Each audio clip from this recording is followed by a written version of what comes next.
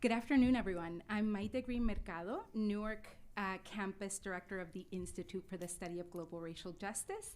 And I'd like to welcome everyone who is online and here to our last event of the year at ISGRJ and the second conversation of the Race and Religion series. As you can see from today's talk and from the audience that is online, our aim at ISGRJ is to foster truly interdisciplinary conversations on race and racial justice.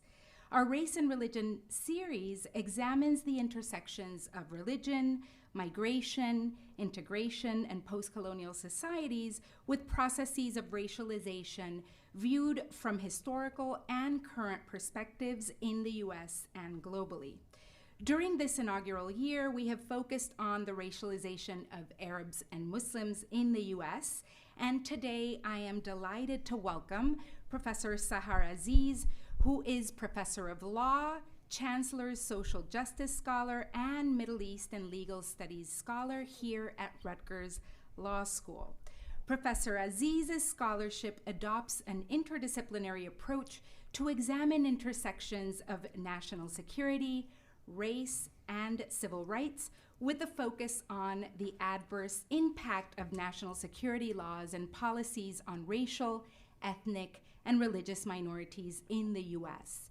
She is the founding director of the interdisciplinary Rutgers Center for Security, Race, and Rights, and a faculty affiliate of the Africana Studies here at Rutgers University-Newark.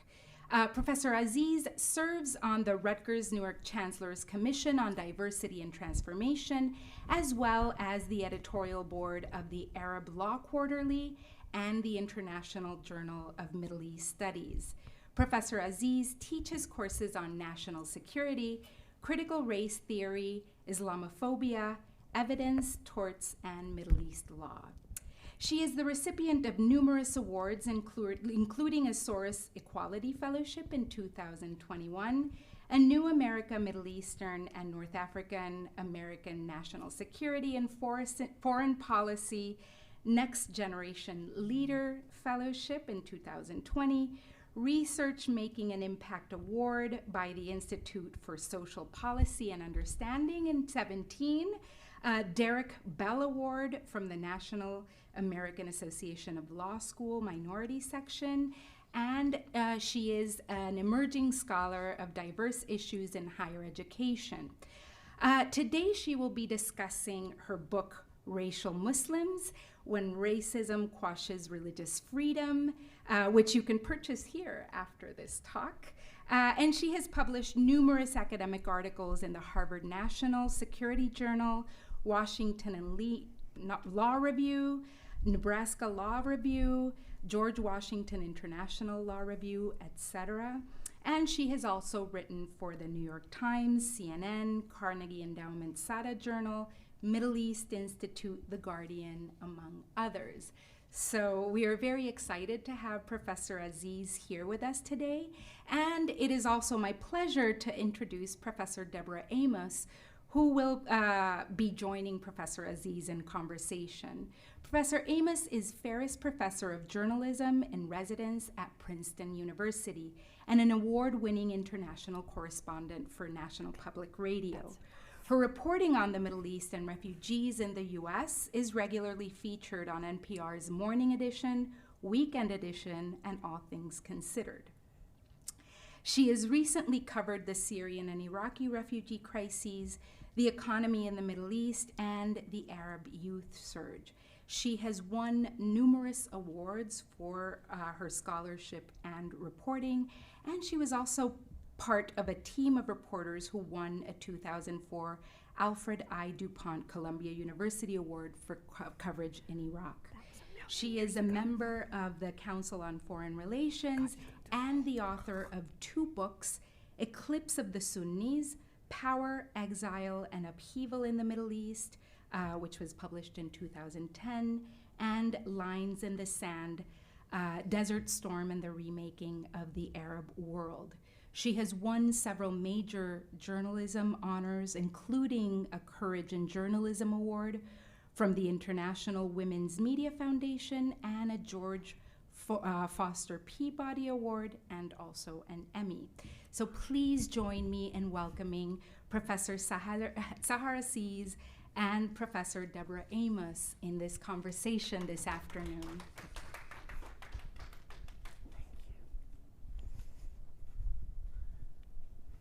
So, two professors, how cool is that? Thank you so much. I'm so excited to be in conversation with you about Indeed. my labor of love. So I read your labor of love, and I was very happy to do so. I learned a lot. It's not that I don't know about this. Of course I do. I cover the Middle East, and I cover refugees here, so I know. But you added so many facts to the bones of this story that in some ways I was like, oh my God, I didn't know about that. But you do. You are a target of some of this. And so I guess my first question is going to be, why did you write it? Glad you did, but why? Well, this is an example of the personal being political and the political being personal. I was a first-year law student in my second week of law school when September 11th happened. I had entered law school with the objective, here's the irony, of going to work on civil rights, human rights, and democracy in the Middle East, specifically in Egypt, which is where I was born and where my parents immigrated from and left everything behind. And I was convinced that I wanted to be part of the reverse brain drain. And then 9/11 happened. And it was instantaneous. We went from being this either fully invisible or quasi-invisible or racially ambiguous group of people, depending on the context where in the country you were, urban, rural, north, south, east, but generally not really on the racial politics map of the United States, to being the most racialized, hyper-racialized group in the media. Everyone was deluged with media portrayals of Arab-looking men, Muslim-looking men, which was often converged or confused as terrorists, as threats to national security, as suspicious, as unwelcome. And it completely transformed my personal life. It transformed my community. I was raised in the Dallas Muslim community, which is a growing and thriving Muslim community, and also across the country. And another really important fact is that at that point in time, 2001, there were very few lawyers who were Muslim or Arab. The need for the community to have lawyers who understood the community, who had language ability, who could be trusted, was minuscule compared to, the need was very high, but the supply of lawyers was minuscule. So here I am, a 1L law student who doesn't know anything about the law, put out into the front lines, having to deal with all sorts of grievances of people being assaulted, being threatened, being harassed, bullied at school. And I found myself an intern at the ACLU of Texas working on a new project called Post 9/11 Discrimination. And it became a permanent project. And the ACLU continues, as well as other organizations, continue to focus on addressing discrimination against Muslims, Arabs, and South Asians. So over the next 20 years, or I should say at least the next 15 years, which is about when I started working on the project in 2016, the book project, I was interning, I was litigating, I was engaging in pro bono policy advocacy, I worked for the government, and there was no shortage of work. And it's taken 20 years for us to finally, as a community, or communities, to have a critical mass of lawyers from the community who self-identify as Muslim or Arab and who want to do civil rights and social justice work, that it's, at least we have what I call a defense. And civil society, we have Muslim advocates, CARE, the Council on American Islamic Relations, grew significantly. The Arab American Anti-Discrimination Committee, which pre-existed in 2001 but has expanded. The ACLU, there were many, the Center for Constitutional Rights, but in 2001, it was it was very hostile and very lonely. And those who dared to defend Muslim civil rights were called terrorist lawyers. Whether it was David Cole, who I'm indebted to because he was one of the first attorneys, whether it was various lawyers within the ACLU, and nobody wanted to touch us. We literally were radioactive. Just defending us was a basis for being charged with sympathizing with terrorism. And nobody knew that, nobody cared about the differences, right, between a Muslim who was a citizen, a non-citizen, who was from Pakistan, who was from Iran, who was from Egypt. We were all just bundled into one terrorist threat, and it affected every component of our life in a very adverse way. You know, when I first saw the book, my brain played a trick on me. I read The Radical Muslim because you see it all the time. And it took me a while to go, oh, that's not what that is. This is something different. And I gave it a close read in the past week, and I started to think, I got immediately what you were talking about. But if you landed in the Middle East and you started talking to people in the Middle East about racial Muslims, would they know what you're talking about? Would you have to explain to them? And if you did, how would you explain it to them? So race is a very American and Western construct that is intertwined intensely with the transatlantic slave trade, with European colonialism, with settler colonialism, especially in the United States. It's a social construct, and I am one of those infamous, notorious critical race theorists who teaches in law schools, not in K through 12 schools, which is where people are misdirecting their opposition to critical race theory. I hope that you're defiantly going to Florida on occasion. Yes, my defiance extends beyond that, but yes. So this social construct is very American-focused and European-focused, although I think in Europe it tends to articulate itself more along immigration, immigrant status, ethnicity, national origin, for various reasons. But this book is very much focused on the United States and very much focused on the experiences of Muslims who have immigrated or from Muslim-majority countries, primarily the Middle East and North Africa, or were mistaken as such, their children and their grandchildren. So in the Middle East or in Muslim-majority countries, they absolutely understand the concept, which is mainly couched in Orientalism and clash of civilizations narratives, because that's the paradigm under which they've suffered as formerly colonized countries.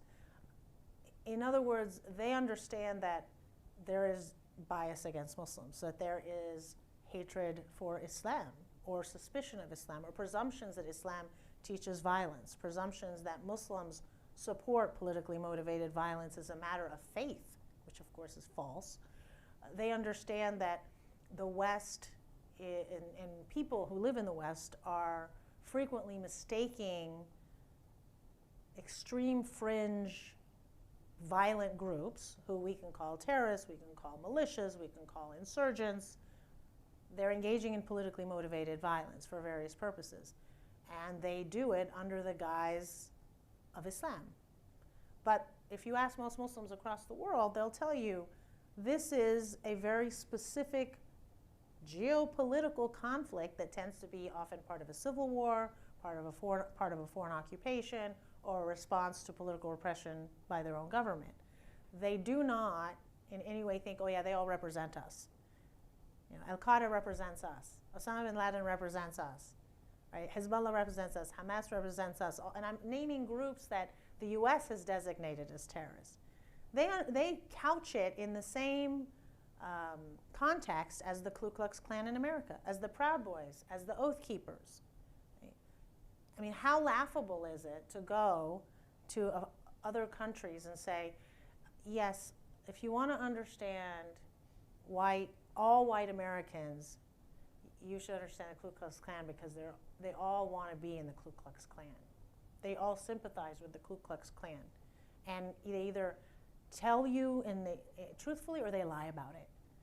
That's outrageous and offensive. That doesn't mean the Ku Klux Klan doesn't exist, but we understand the context in which it exists. And so I think in the Middle East they're certainly sensitive to, and they're aware of it.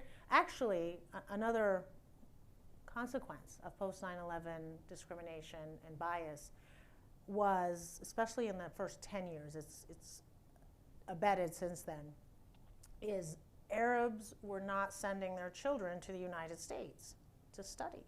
You saw a decrease in the number of international students from the Persian Gulf and from other Muslim majority countries, from families who obviously could afford it. And they were sending them to London, or they were sending them to Germany, or they were sending them to maybe Turkey, because they were hearing about all of these stories of mosques getting vandalized, of women wearing hijab getting attacked in the street, of Sikhs who were mistaken for Muslim, who were being murdered in addition to being physically assaulted. And they were scared for their children. So we actually did see a decrease in international students, and that I think is and also anecdotally, when I would go back to visit, they would say, oh yeah, we're going to Europe, we're not going to America, for those who could afford to travel. The presumption was we're going to go in America and they're going to attack us physically, which of course wasn't true in terms of as a general matter, but they understood that there was a deep resentment and hatred and suspicion of Islam and Muslims. One of the things that was interesting to read, I mean, certainly I was a reporter after 9/11, and we felt exactly what you're talking about. You know, we actually got into some places where there was a Muslim in every jail cell because the roundup was so unbelievably intense.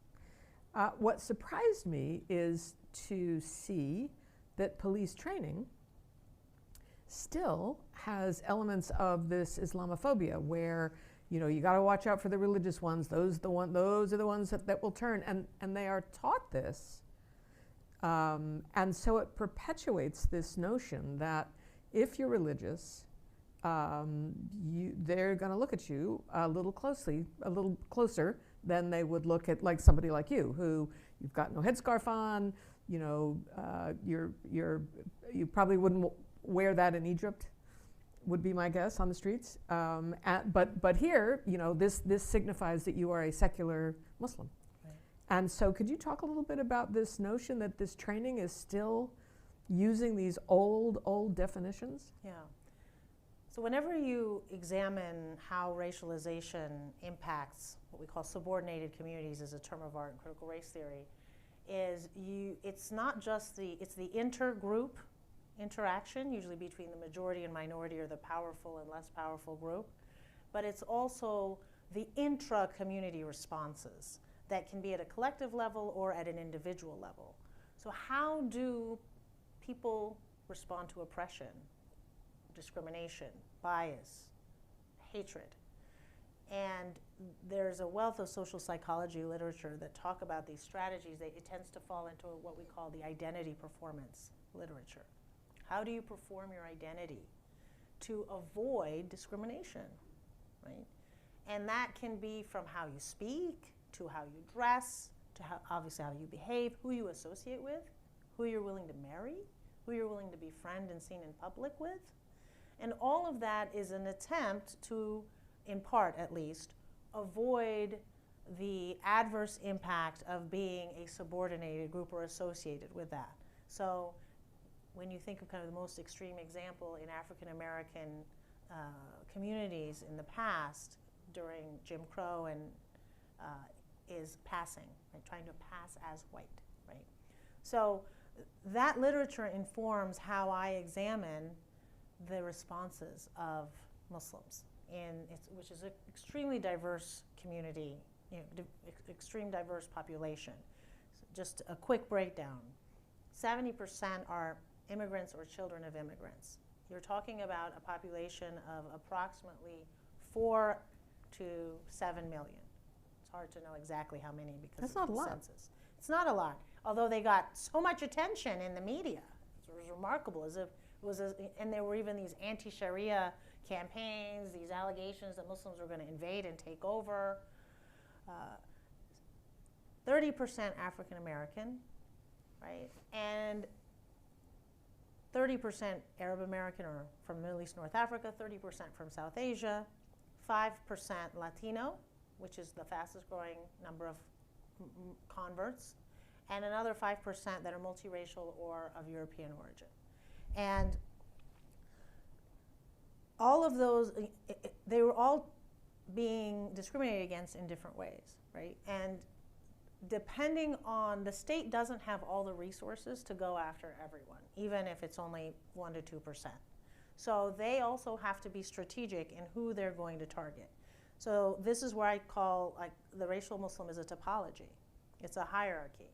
You have the religious dissident Muslim, which is the most likely to be targeted by the state in terms of immigration enforcement and deportation, in terms of surveillance, counterterrorism prosecution, and so forth. That person is highly religious, and so they usually maybe wear a headscarf if they're a woman. They pray 5 times a day, meaning they ask for religious accommodation at work. They fast. It's easy to determine that this person is devout. And they're a dissident, which means they oppose the Iran war. They oppose the collective punishment of Muslims as a result of 9/11.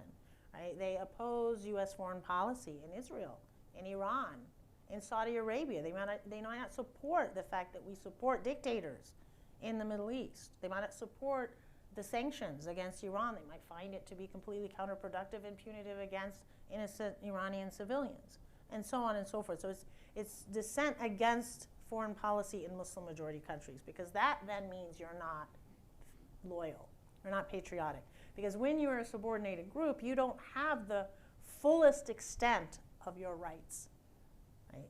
So you may be able to dissent, and Deborah Amos is a thoughtful, critical thinker who is engaged politically and civically. We might not like her ideas, but it's a very American thing that she's doing, right? If Sahar Aziz does it, especially if Sahar Aziz is wearing a headscarf and devoutly practicing, suddenly, I don't deserve to be here. I need to go home. Go back to where you came from, because you don't belong here. The second, so those are the most targeted. The second level is religious, but apolitical or mainstream political. And they're still suspicious because the fact that they're devout means we don't know if they're sympathizing with terrorists. We don't know if they'll be easily recruited by terrorists, because the link, the nexus of terrorism is their faith. That's the stereotype. The very fact that you're a devout and you believe in Islam means that you may be theologically committed to politically motivated violence against the United States. The third is the secular dissident.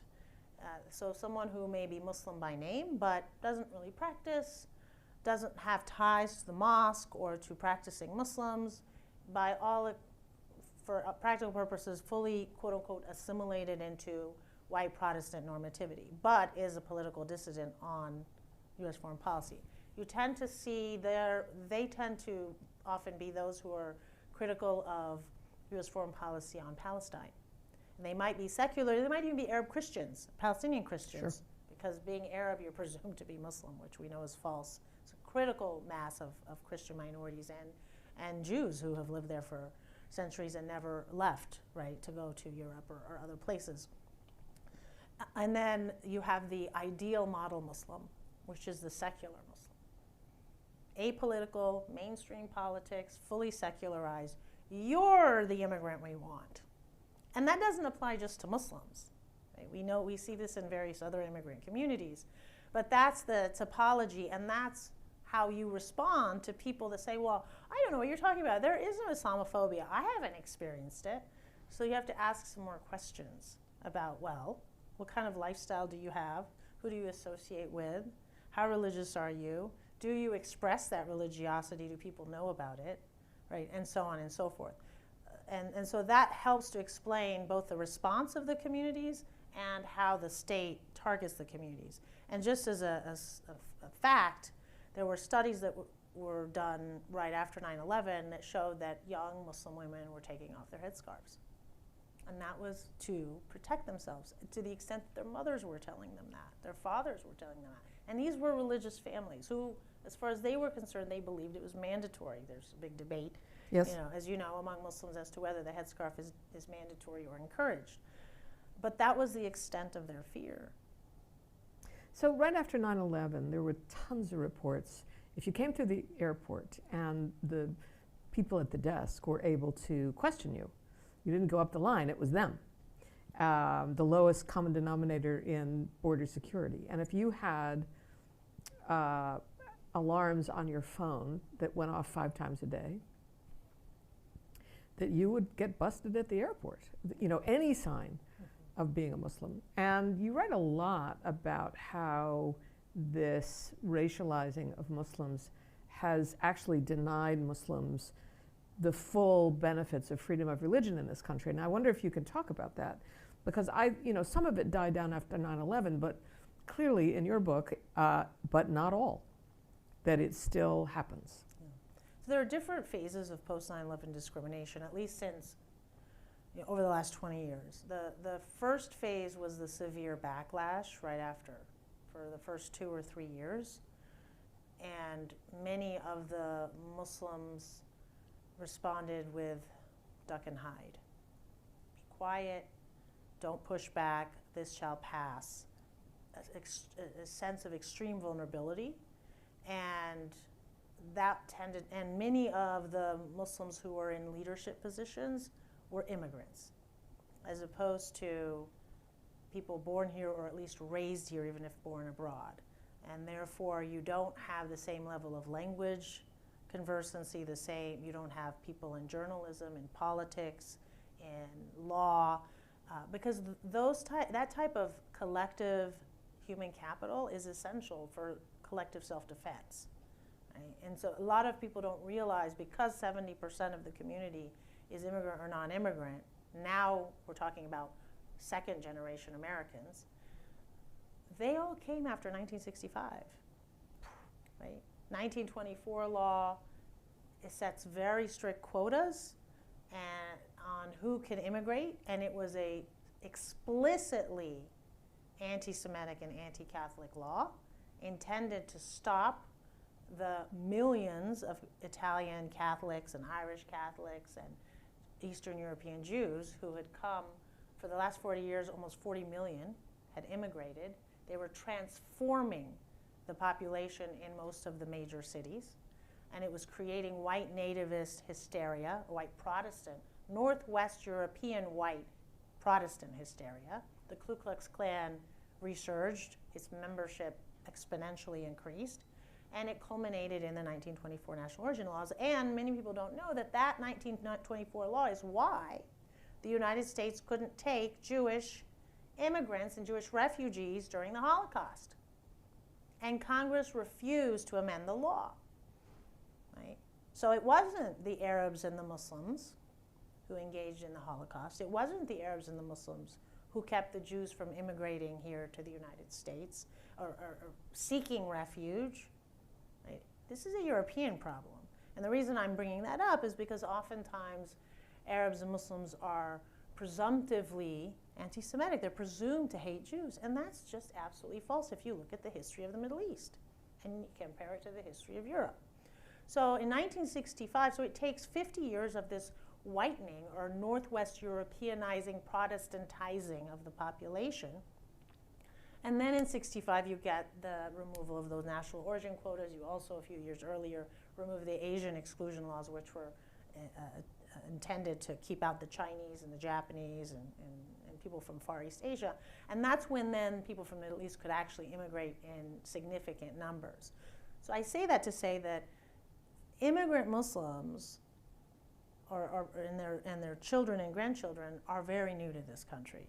And most of them came as doctors and as engineers and as business owners. They weren't lawyers, they weren't journalists, and they weren't politicians, right? So phase one was an extreme phase of vulnerability. Phase two was when my generation said, okay, we may not have a lot of experience, but we have to fight like hell because this is an existential crisis. Right? We are afraid of ending up in jail. I'll give you an anecdote, which I don't talk about, not an anecdote, a personal experience, which I don't talk about in the book, maybe in the next book. When I was a third-year law student, I hosted a conference called Islam and the Law, the Question of Sexism. The reason I hosted it is because I was sick and tired of hearing my professors at the University of Texas and their guests, who were other professors, engage in just unashamed Islamophobia. They were saying that the Arabs are irrational, that the Arabs just hate America, that Muslims hate America. Not everyone, but enough that it really affected me, and I decided I'm going to have my own conference. Because of course all the speakers at the conferences, none of them were from the Middle East, none of them had an expertise in the Middle East, none of them had language skills, none of them had actually gone and lived in Muslim majority countries. Yeah, they were talking to us as if we were these subjects, about us. And I invited all of these professors who were either of Middle East origin or experts, but people who really knew what they were talking about, and some of them had identities where they had been raised there. And as a result of that conference, the Army Intelligence in Fort Hood, Texas, opened an investigation. Of you? Of the conference. But I was the organizer. And they asked for the roster, and they asked for the videotape. Because somebody had made a complaint that there were suspicious Middle East characters. I was like, did you mean all Middle Easterners are suspicious? And the complainants were Army intelligence personnel that had been sent to the conference. That was the world we were living in 2003. That was my world. And this was a conference at a university. It wasn't a protest. It wasn't a sit-in. It wasn't a boycott, God forbid. So that's when we realized that it's time to defend American democracy. This country, I don't need to go to Egypt. I don't need to go to the Middle East. This is happening right here in the United States. And if you weren't experiencing that, you wouldn't believe it. So for the next 10 years, we were fighting. And nobody believed us. They didn't think that the problem was that serious. There was all this, it's an anomaly, it's an exception. Oh, well, maybe you did something. Maybe you look the wrong way. Maybe it's a lot of victim blaming. Well, maybe there are terrorists in that mosque and it should be surveilled. Or the person who vandalized it, well, they're just crazy. And then the worst and best thing happened at the same time. And that was the election of Donald Trump. That was the worst and the best? Well, it was the worst thing for this country, if I may be partisan,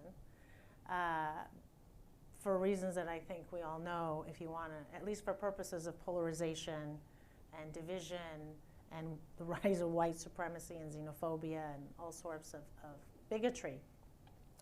But it was the best thing that ever happened, unfortunately, for combating Islamophobia, because it laid it naked.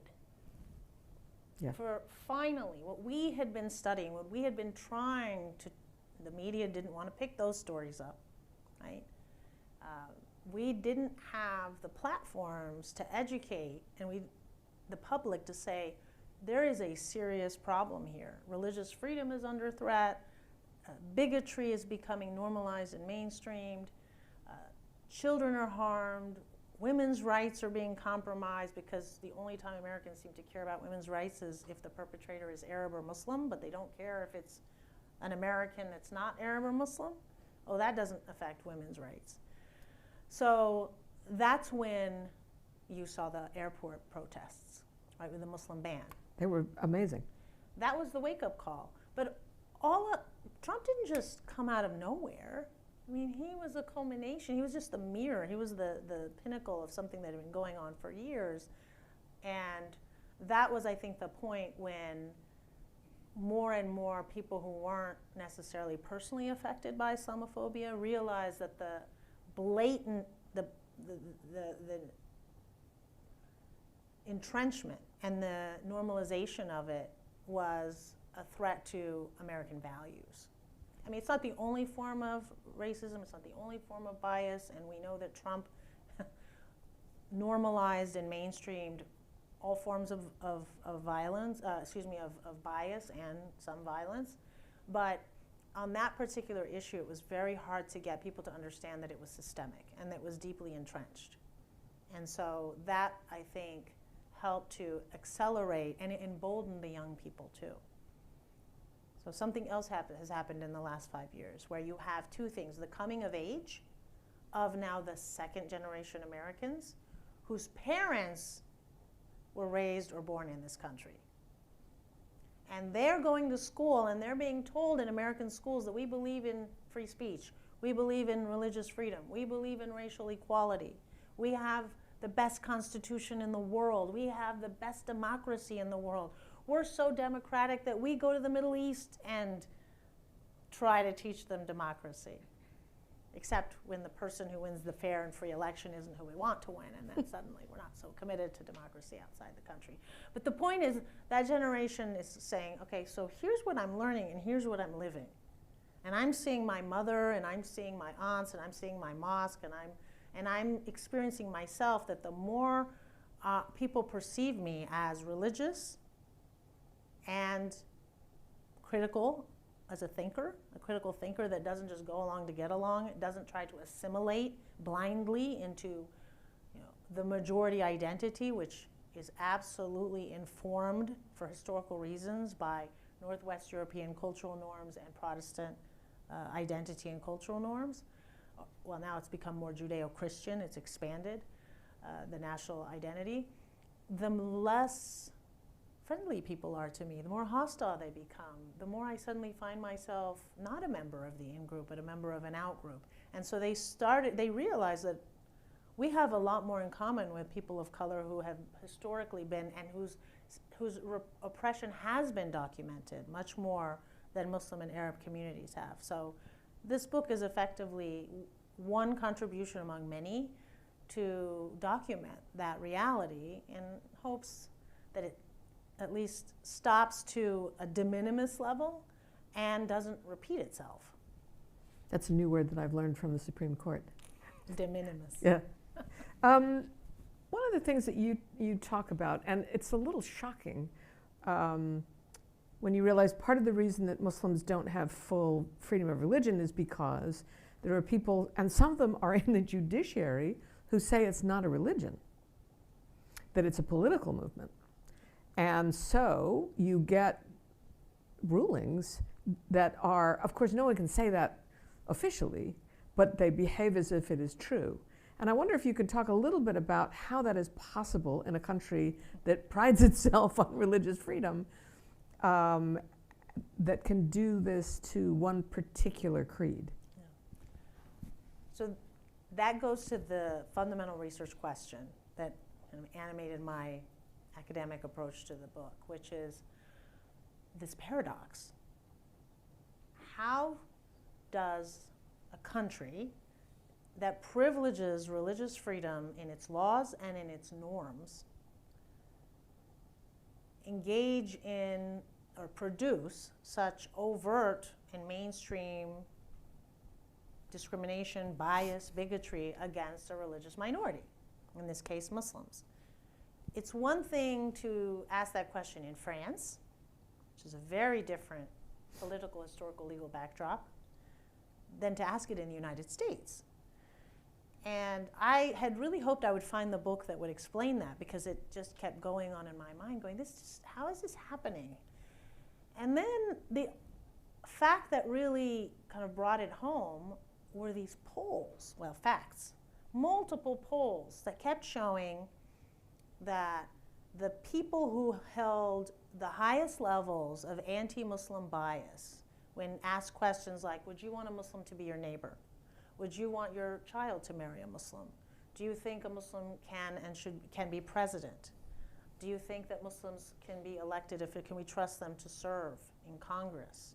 Right? Things of that nature, they would say no, no, no, no. Right? Do you think that Islam teaches violence or supports violence? Yes.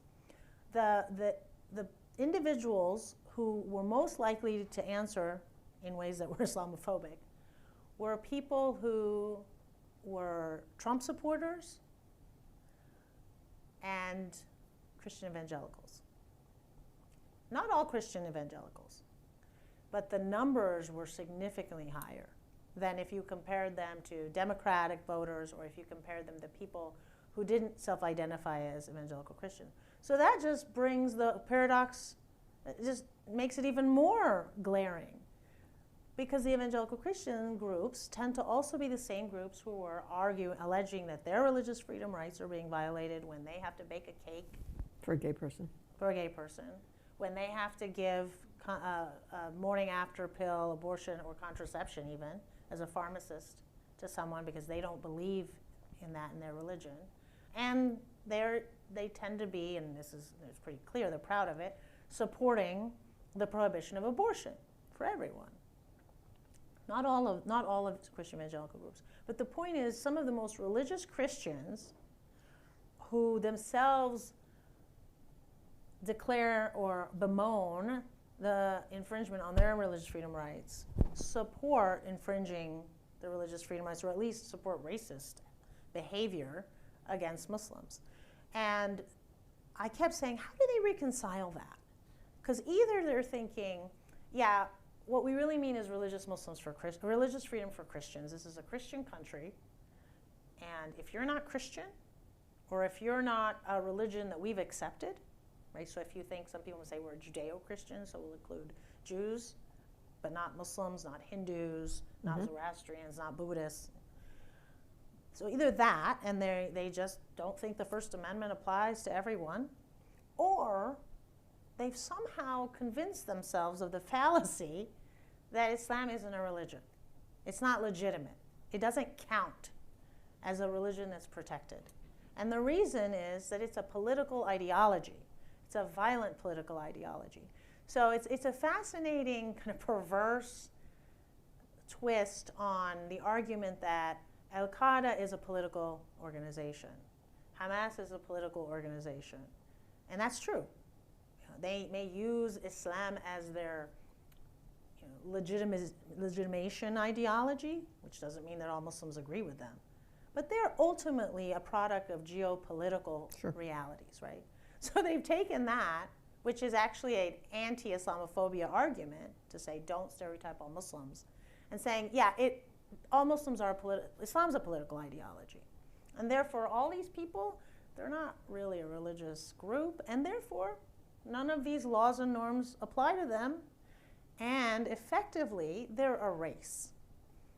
So, you ask Europeans deep down, and they will talk about the gates of Vienna. Yes. That was a real fight. Yes. And okay, there's Islamophobia in Europe, but it's different. And I wondered if some of this, and that you have really sort of tapped into the bedrock of what it's about, the racial Muslim is about eugenics, because we didn't have anybody at the gates of Vienna. We didn't. And that fight never happened in America.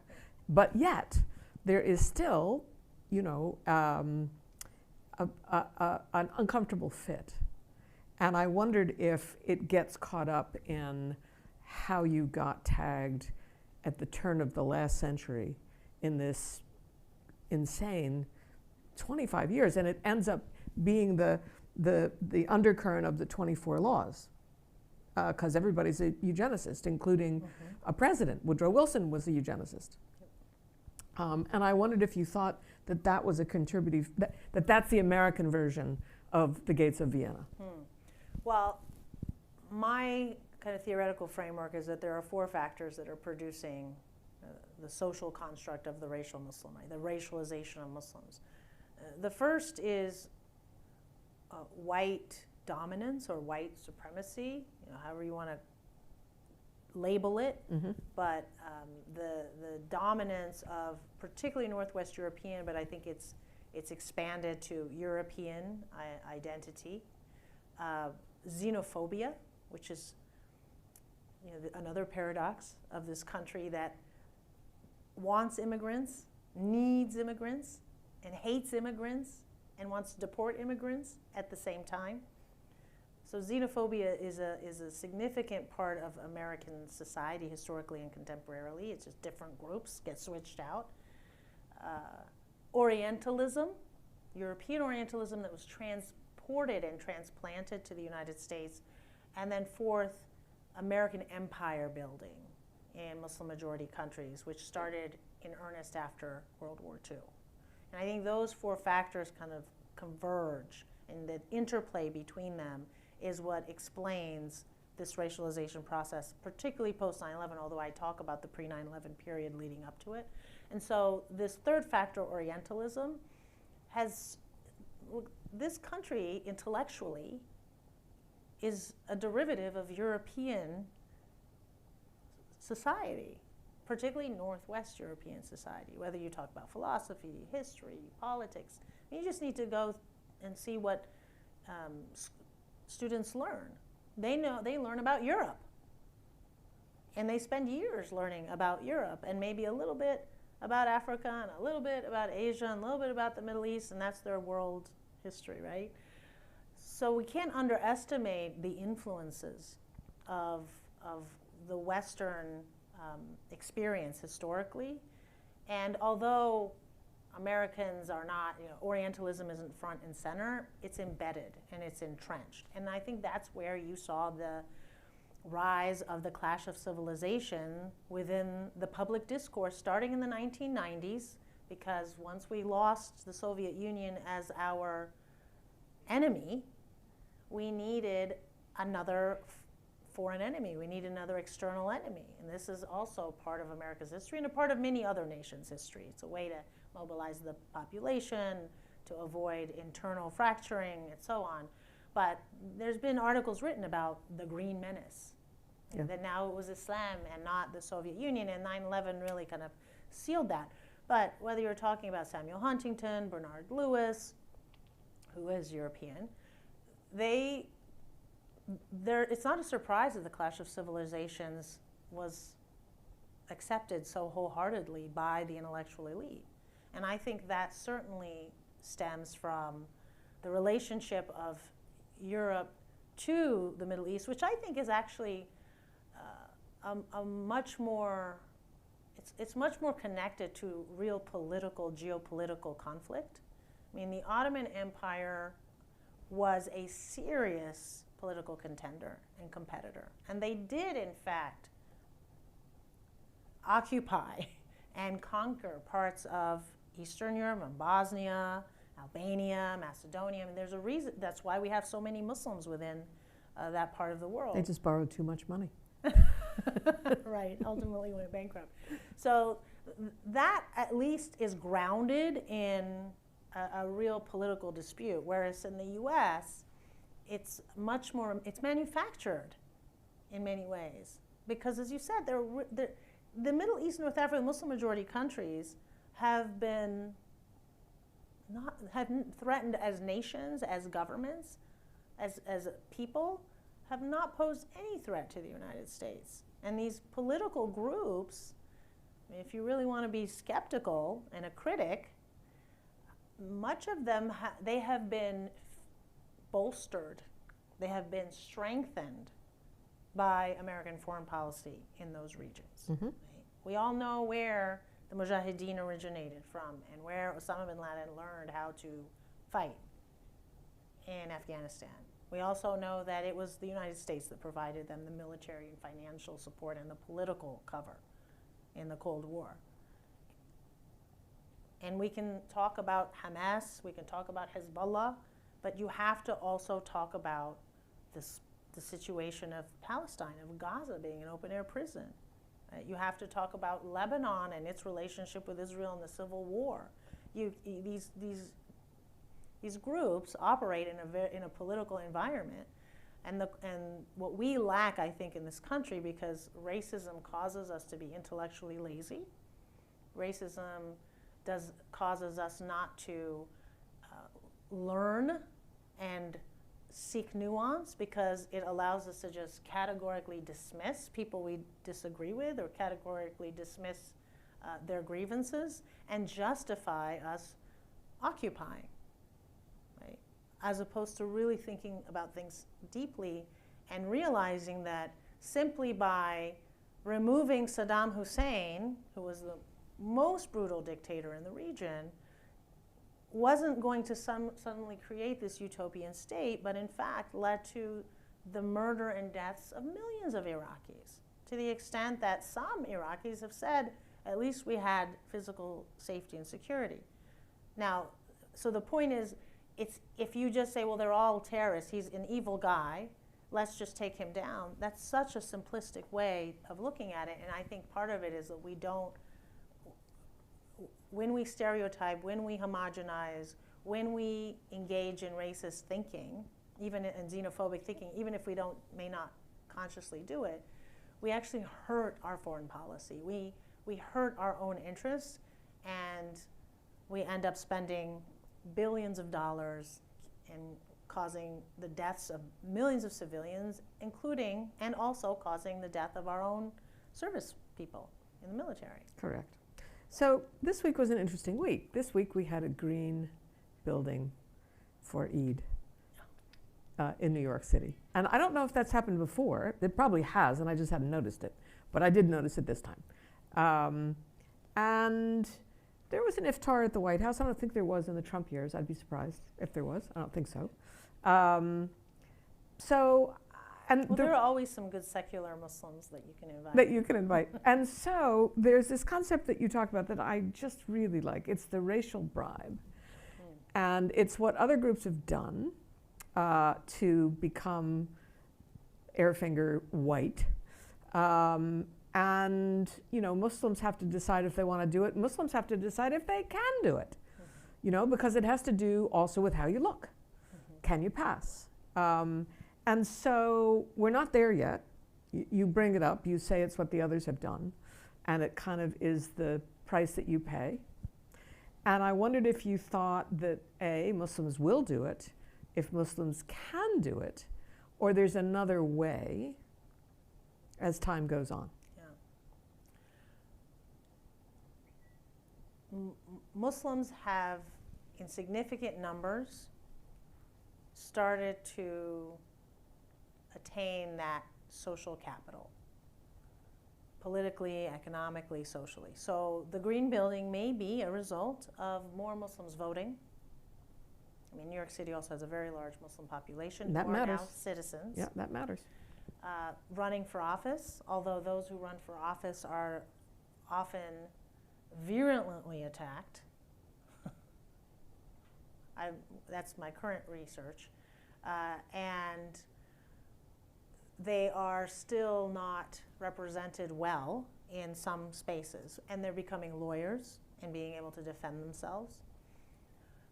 But the question is it on condition that you act a certain way, dress a certain way, associate with certain people?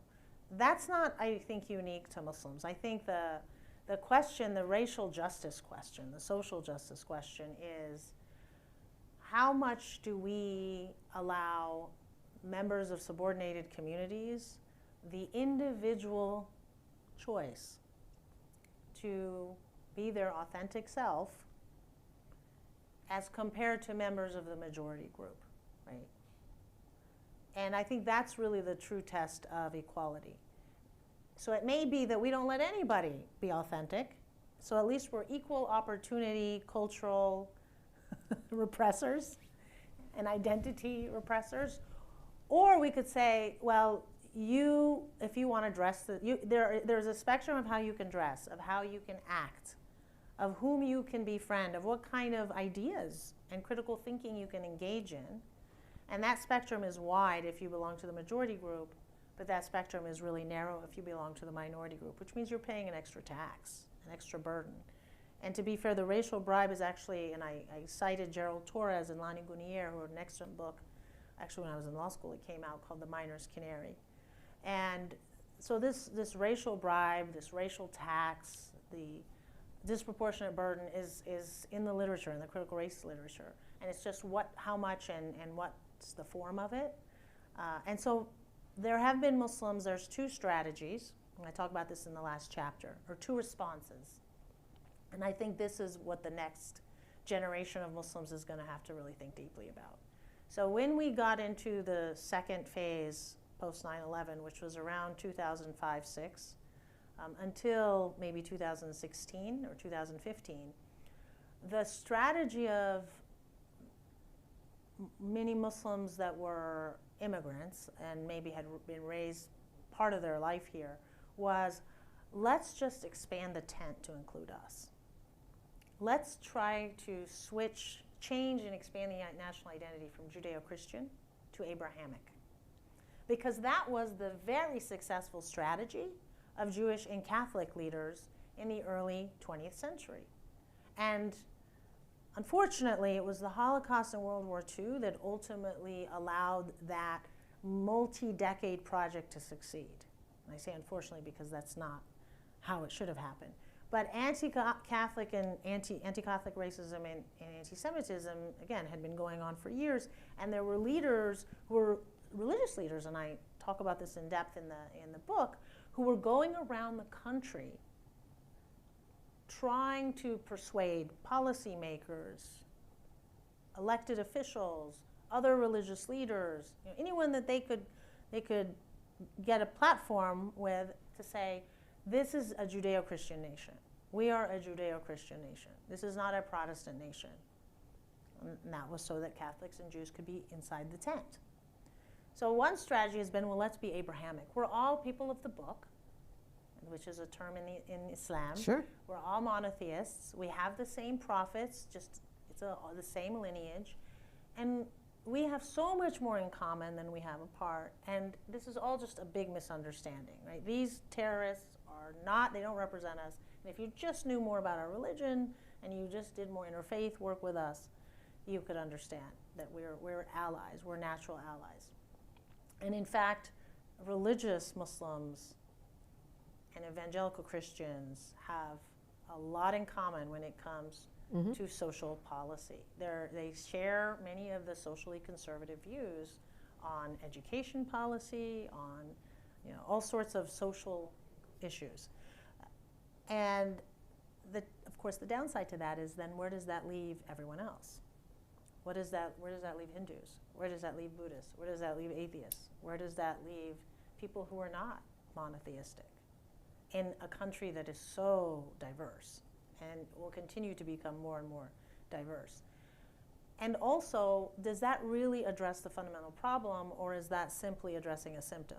And the fundamental problem is this superordination of certain groups and subordination of other groups. And so that's where this new generation, which are the people that are at Rutgers Newark, the college students here, we have 25% Muslim, Arab, South Asian, actually as high as 30%. It's one of the most diverse student bodies, and also a very large percentage at Rutgers Newark, who are saying, yeah, no, we don't want that, because where does that leave the secular Muslim? Where does that leave the secular dissident Muslim? Because you have to be religious to be in the group. It also, and we actually want to focus on systemic racism. We want to focus on systems that oppress, as opposed to focusing on keeping the system in place, but just trying to be the beneficiary of the system, trying to be on the winning side of the same system that has subordinated Native Americans, enslaved Africans, new immigrants, Chinese, Jews, Catholics. The system is staying the same. It's just new targets.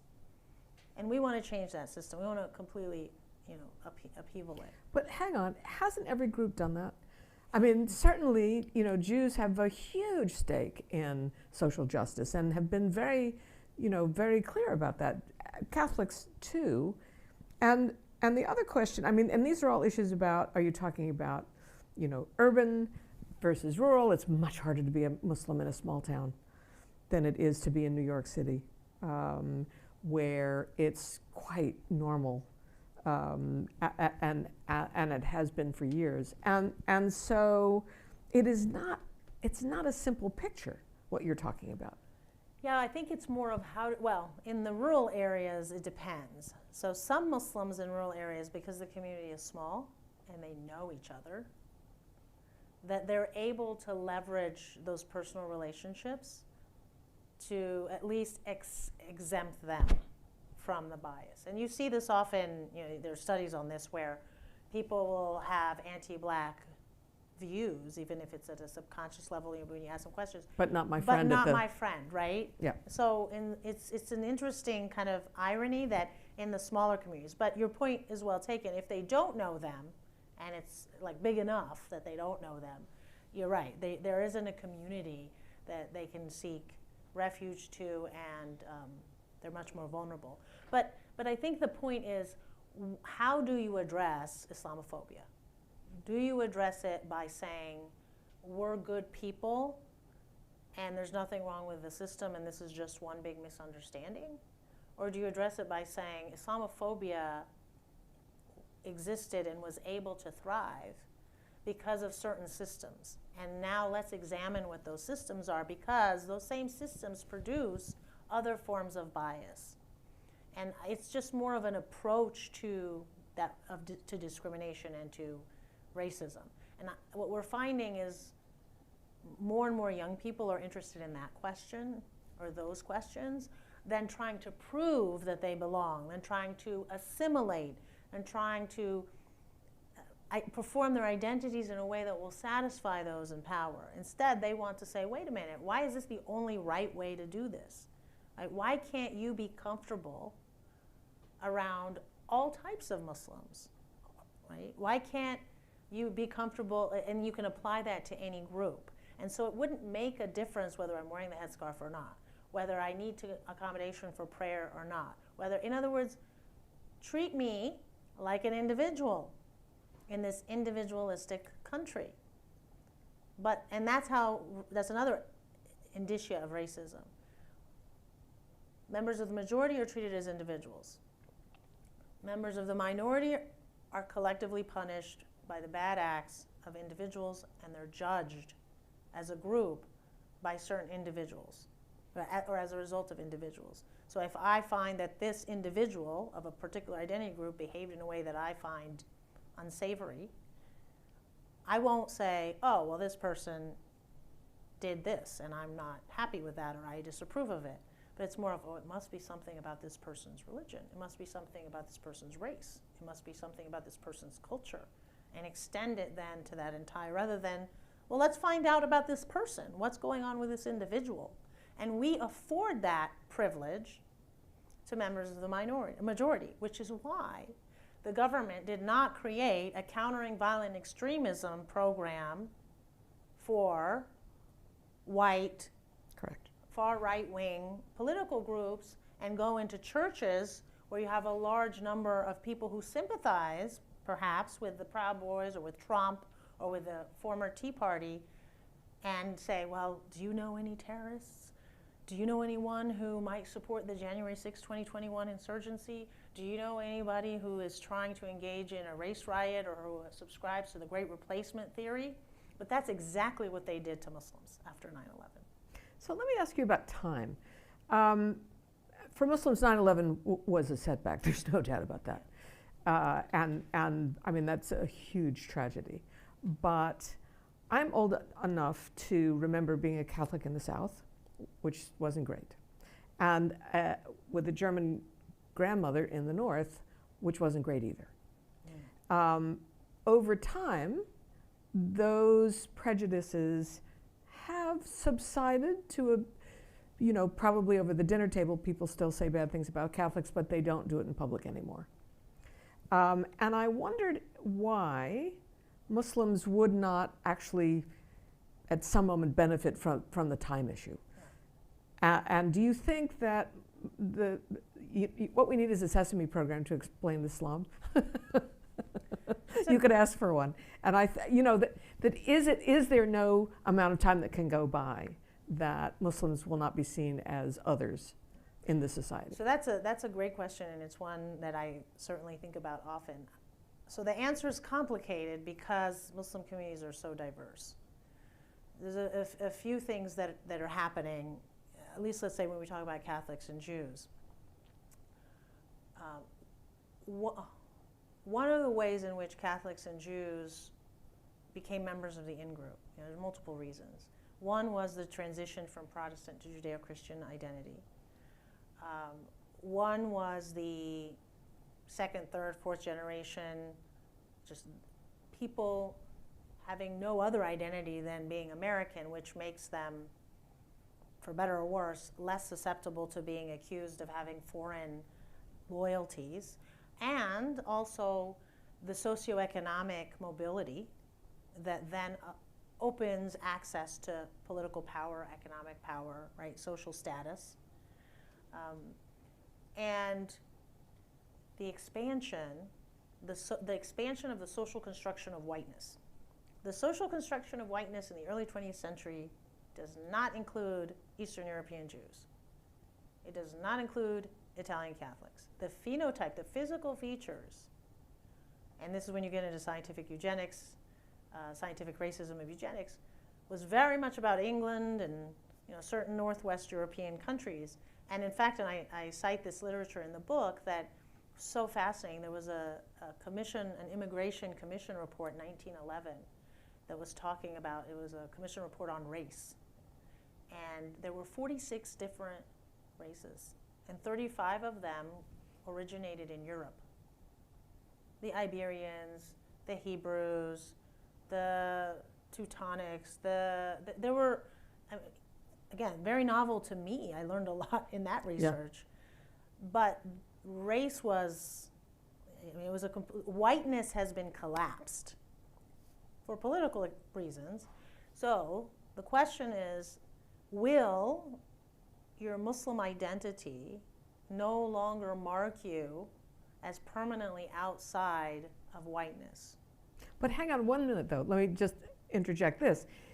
You can be legally determined to be white, which happened to Syrians. Yeah, and me, I'm legally white. And it happened to Mexicans, legally white. But it doesn't matter sometimes. Well, so that's the difference between the social construction of race and the legal status, right? And much of what I'm talking about in the book is about the social construction of race. But the other factor is going to be, so there will be, if a white presenting man named Muhammad can be considered white, then there will be Muslims that will effectively experience the entrance into whiteness and the privileges that come with that. That being named Muhammad will no longer preclude you, and it will relapse, or it will go to, what do you look like? Do you look European, or what we think of as European, which now includes people who look Italian and people who look Eastern European and people who look Greek, right? And people, which wasn't the case earlier. And that would then include Syrians, and that would include some Lebanese and Turks, right? Because all those can be white presenting. But if your name is Muhammad, or if you wear a headscarf, if that excludes you, then we're not there yet. Then we're not there yet. Now, there's another issue. What about those Muslims who cannot pass as white physically? And that's where you get Muslims kind of at the intersection of all these different types of racisms. And the answer to that is going to depend on whether we can eliminate racism against dark-skinned people and people who don't look European, right? Because then their physical features will racialize them, and even if their Muslim identity doesn't racialize them. So I hope that the book and the conversation motivates other scholars to write about this, and we certainly need more empirical research. And I hope that the racial Muslim will be, buried somewhere in some irrelevant bookshelf decades from now because it's no longer applicable. But unfortunately, I'm not that optimistic based on the history of racialization in the United States. I would like to thank you very much. It's been just a joy to talk to you about this because I know it, but not like you know it, boy. You are down in the weeds, and those facts help you think about this issue. So I thank you very much. Thank you so much, Deborah. It's an honor and a privilege to be in conversation with you. Thank you. Thank you. And thank you both so much for this wonderful conversation. There's a few questions in the audience, if you can take them. Sure. Delighted to take them. Thank you both so much. I can't wait to read your book, Sahar. Thank you. So I actually was in Austin, Texas in 2001 working for the Austin American Statesman when September 11th happened. We were in the same city. We were, yeah. And then my career after that, really, I mean, I spent a lot of time writing about the profiling of immigrants from South Asia and the Middle East. And so many of those were actually stories of sort of mistaken identity, as you pointed out. The Sikhs, for instance, wearing turbans who were mistaken and attacked. And I guess my question is about solidarities, right? You mentioned the second generation and how they see this as a question of systemic racism, right? And they're thinking about what African Americans face as well as what Muslim Americans face, right? So I'm just curious, I mean, and that's very much, solidarity is very much part of the conversation that we're having now. I'm curious about solidarities that you may or may not have seen developing on the ground round about September 11th from African Americans or other South Asians, for instance, Hindus, Sikhs who were not Muslim. I'm just curious sort of what you observed in that moment 20 years ago. Well, we live in a highly segregated society, which makes it very difficult to engage in solidarity in practice as opposed to in idea or in principle. Because living with each other, going to school with each other, socializing with each other, marrying each other, that facilitates that kind of solidarity that actually becomes very organic and natural. You don't have to make as much of an effort because these are your neighbors, right? These are your friends. These are your family members. So, Muslims, like any other community that has a defined identity, absolutely are segregated in terms of socially. Now, part of it is also the immigrant experience, which tends to require creating an enclave to be safe. My parents who immigrated from Egypt, again, I was born in Cairo, but I came when I was very young. I remember telling them, why is everybody who visits us Egyptian? Where do you find these people? Because we lived in Dallas, it was a large metroplex, and I didn't really understand why. And I said, Mom, I thought you moved to America. Why don't we just move back to Egypt if all you want to do is be around Egyptians? It was only after I grew up that I understood that was their safe space. That was where they could speak their language without anybody mocking them. That was where they could tell jokes that people understood. That was where they could talk about all the different experiences they had through the same cultural lens and how that was their sustenance.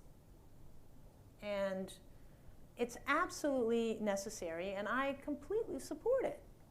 Because it's so easy for people who are not in that situation to say, oh, why are you isolating yourself? Why are you segregating yourself?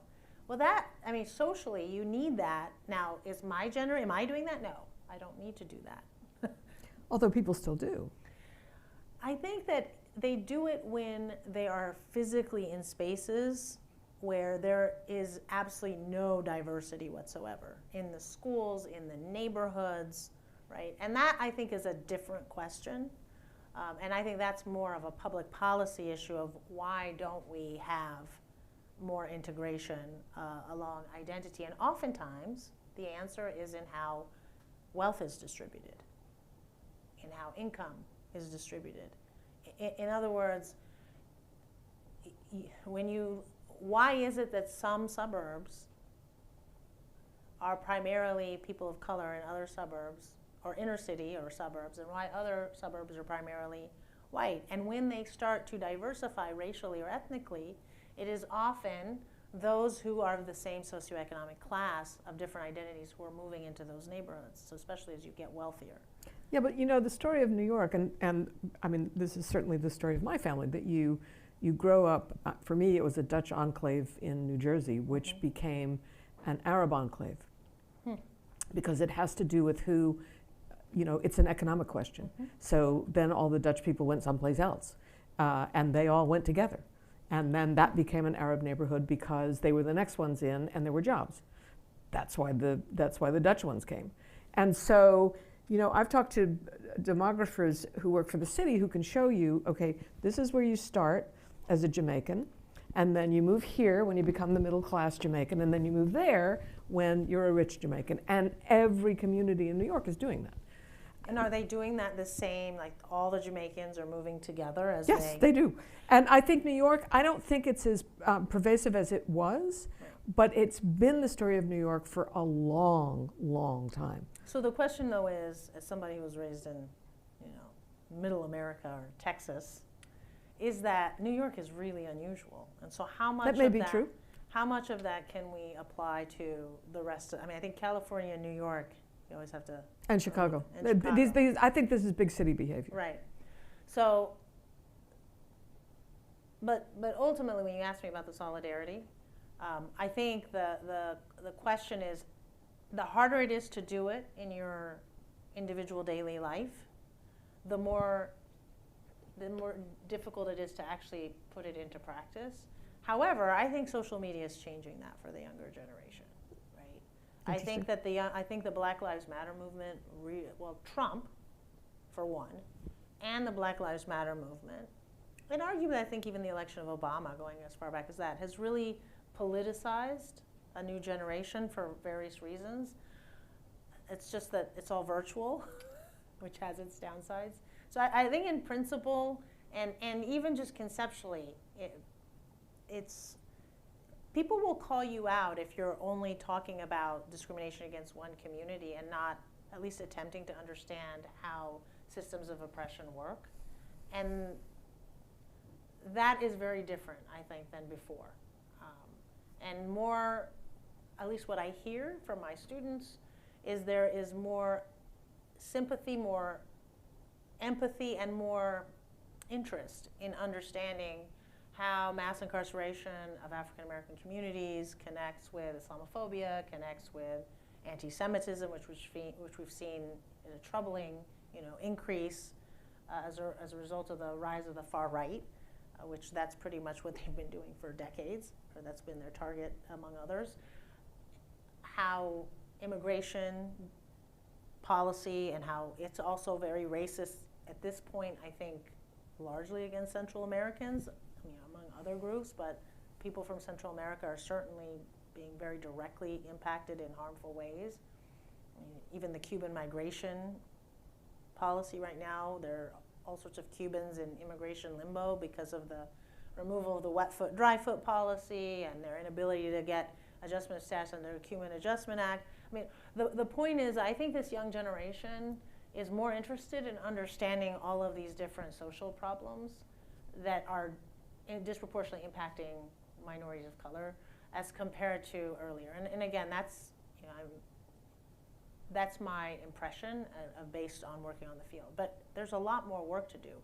But my assessment is when people are not engaging in these inter-community coalitions, I think one major factor is that they are not living with each other. They're not learning with each other. They're not working with each other. And so I would prefer to spend our time trying to address that fundamental problem, because I'm confident, maybe naive, that will help organically eliminate some of these identity-based divisions. We have one last question, and I'm going to pass the mic here. Sorry. Thank you so much for this wonderful, wonderful conversation and wonderful book presentation. I'm so excited to teach your book and really have every single one of my students in my sociology of contemporary Islam class read it. I just wanted to also just give you an opportunity to maybe conclude and telling us a little bit beyond the book. What is your next project? What are you working on now? That's it.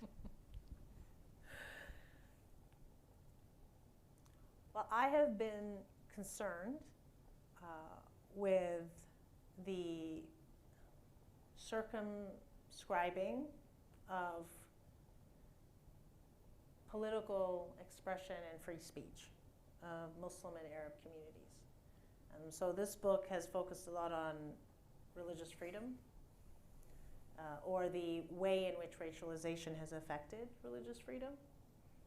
But another adverse impact, which I think has arguably gotten worse on particular types of speech or subjects, is the ability to engage in free expression and dissent. And we see that especially if people who are Muslim and Arab dare to criticize U.S. foreign policy on Palestine. Correct. The presumption that we hate Jews, which I find so offensive, right? The presumption that Muslims are just anti-Semitic, without any individualized evidence, without any factual basis. And when the evidence is brought forth, it's nothing more than political debate and discourse and criticizing a particular country for its human rights record and humanizing a particular population, Palestinians. And if we were to do that vis-a-vis Iran, if we were to do that vis-a-vis Saudi Arabia, Egypt, nobody would ever accuse us of being anti-Muslim or anti-Iranian or anti-Arab. Right? They would say, well, that's really interesting analysis, and let me either agree with you or disagree with you on the merits, and let's talk about the facts, rather than engaging in these defamatory smear campaigns, right? And so I think that I'm interested in understanding, how being an Arab or being a Muslim subjects you to this stereotype, right? That ultimately then infringes and circumscribes your ability to engage in political life, right? Because it could be today Palestine and Israel. It could be something else tomorrow. And so the principle itself is unacceptable. Because again, the way one kind of simplistic, oversimplified test, but one to kind of start with, when you're trying to understand, is there disparate treatment here? Is there discriminatory treatment here? At a group level, at least. Is ask yourself, if members of that group engage in behavior ABC, and another members of the other group engage in ABC, what is the response of society? What is the response of the government? What is the response of our elected officials, of our media? If you find that it is generally equivalent, then I think that that shows a sense of equality, right? Now, you may disagree with the responses, but now we're talking about the merits, and we're talking about something else. But when you see that, oh, well, they get a lot more leeway to do this, and they're given, they're presumptively to be they're presumed to be competent, they're presumed to be acting in good faith, they're presumed to be engaging in political debate, as opposed to presumed to be racist, presumed to be anti-Semitic, presumed to be disloyal or divisive, et cetera, then I think we need to ask ourselves why. And asking that question is really going to uncover many more myths about American exceptionalism. Well, thank you both again for this wonderful conversation, and thank you for the questions, and for those of you who were watching online. And I hope to keep the conversations going. Thank you. Thank you so much, Professor Green.